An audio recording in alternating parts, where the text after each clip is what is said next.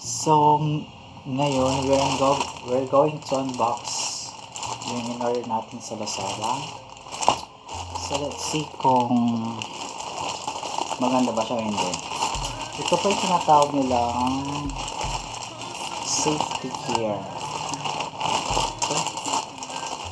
So, nabili ko lang siya ng actually 168 pesos plus the 50 pesos na shipping fee.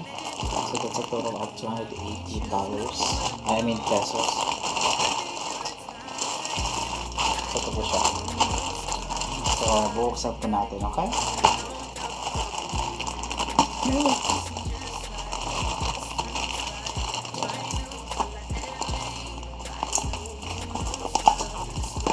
Oh.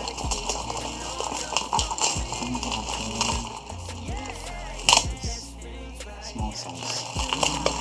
Okay, let's try it. Let's see. There, this is it.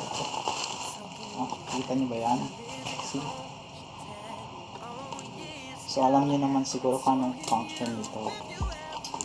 So, this is for a motorcycle.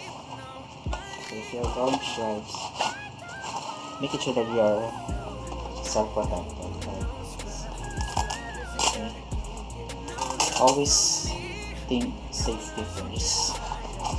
That's why I bought this. So this is for, I think this is for sa pa. And this is one.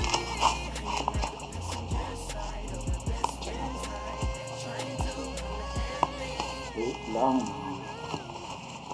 So, while I'm fixing this, subscribe sa channel ko, click the subscribe button below, and don't forget to click the bell notification para ma-update kayo lagi.